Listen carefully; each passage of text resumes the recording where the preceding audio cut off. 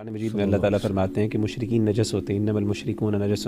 صحیح. تو مشرکین جو ہے وہ نجس ہیں، ناپاک ہیں. اور یہاں پہ ناپاکی سے مراد بیسکلی وہ والی ناپاکی نہیں ہے جو حصی ناپاکی ہے، عقیدے کی ناپاکی ہے. ظاہر ہے ان کے نظریات ایسے نہیں ہیں. تو اس چیز کو سامنے رکھتے ہوئے ہمارے ہاں عوام الناس کے اندر یہ جہالت موجود ہے کہ وہ یہ بڑا یعنی سمجھتے ہیں کہ کسی کرسچن کا کسی برتن کو استعمال کرنا یا کسی طریقے سے نان مسلم کے ایون، تو عجیب بات آپ دیکھیں گے کہ اس طرح کی کوئی ریسٹرکشن موجود نہیں ہے. جی ہاں.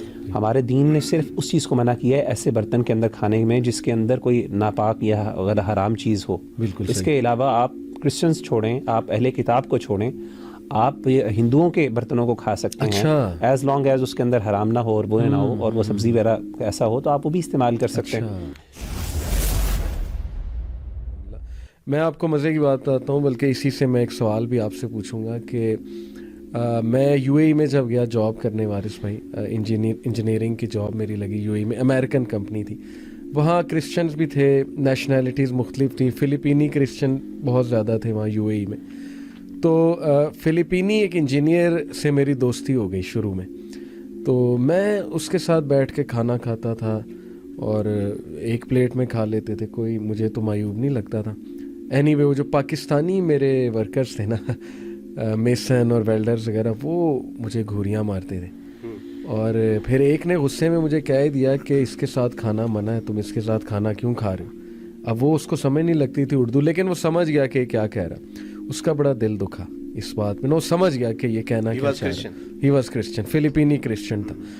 تو میں نے اسے کہا کہ یار مطلب کیا تمہارے پاس اس کی دلیل کیا ہے کہ کرسچن کے ساتھ کھانا نہیں کھا سکتے؟ کیا تم بات کر رہے ہو؟ مطلب حلال فوڈ ہے، ایک انسان کے ساتھ بیٹھ کے ہم کھانا بھی نہیں کھا سکتے. پھر اسٹیفن میرا ایک کولیگ تھا، وہ نائجیرین تھا، تو اس کی بوتل کو میں نے منہ لگا کے پانی پی لیا. ہم ایک ہی کیبن میں ہوتے تھے، وہاں کنٹینر تھا. تو وہ اتنا حیران ہوا، اور اس کے الفاظ ہیں، میں بالکل ایگزیجریٹ نہیں کر رہا. اس نے کہا Americans will never do that, کیونکہ ان کی امریکن کے ساتھ بڑی تلخ ایک جو ہے ہسٹری ہے، بلیکس کی ٹسل چلتی ہے. تو میں نے کہا کیا مطلب؟ کہتا نہیں امیریکنز کبھی میری بوتل کو منہ لگا کے پانی نہیں پئیں گے، تم نے کیسے پی لیا؟ تو مجھے وہاں سے موقع ملا. میں نے کہا نہیں، ہمارے پروفٹ نے، محمد صلی اللہ علیہ وسلم نے ہمیں تعلیم دی کہ تمام لوگ آدم علیہ السلام کی اولاد ہیں، ہم ایک ماں باپ سے آئے ہیں، ہم برابر ہیں سارے انسان. لیکن یہ کہ پھر میں نے اسلام کا تھوڑا سا اسے میسج دینے کی کوشش کی. تو یہ ایک تلخ حقیقت ہے کہ ہمارے معاشرے میں یہ کیا مغیرہ، یہ ایسا کچھ ہے کہ کرسچن کے ساتھ کھانا نہیں کھا سکتے؟ یہ مسکنسیپشنز ہیں، یہ کہاں سے ڈیولپ ہو گئی ہمارے معاشرے میں ایسا رویہ نان مسلمس کے ساتھ؟ اصل میں نا علی بھائی، ایک عام طور پہ کانسیپٹ تو دین کا ہے، اس میں کوئی غلط بات نہیں ہے کہ نبی صلی اللہ قرآن مجید میں اللہ تعالیٰ فرماتے ہیں کہ مشرکین نجس ہوتے ہیں، انما المشرکون نجس. صحیح.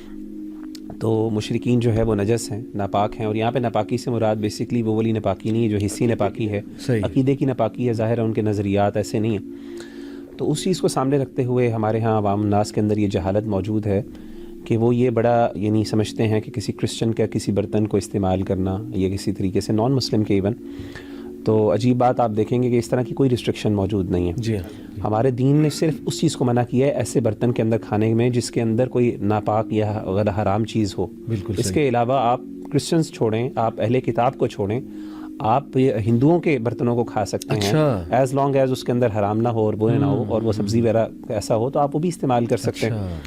تو کہنے کا مطلب ہے کہ اس کے اندر بلکہ ان کے کھانے بھی کھائے جا سکتے ہیں. صرف نبی صلی اللہ علیہ وسلم نے ان کے ذبیحہ کو جو ہے منع، ہمارے دین نے ذبیحہ کو منع کیا کہ ان کے ذبح کردہ جانور کو نہ کھائیں. صحیح. لیکن اہل کتاب جو ہیں ان کے تو ذبح کردہ جانور کو بھی اللہ کے نام سے اگر وہ پکارتے ہیں اور وہ ذبح کرتے ہیں تو اس کو کھایا جا سکتا ہے. بالکل صحیح. تو کہنے کا مطلب ہے کہ پانی پینا، ان کے کپڑے یوز کرنا، یہ ساری چیزیں ہیں، اس میں کوئی ایسی ناپاکی والی بات نہیں ہے. یعنی یہ ہمارے ہاں جو ہے لوگوں نے اس کو ایگزیجریٹ کیا ہوا ہے اور جہالت ہے اور اگنورنس ہے، خود ساختہ ہے. اور اس کا نقصان سب سے میں سمجھتا ہوں کہ یہ بہت بڑی ہنڈرنس ہے دعوتی کاموں میں.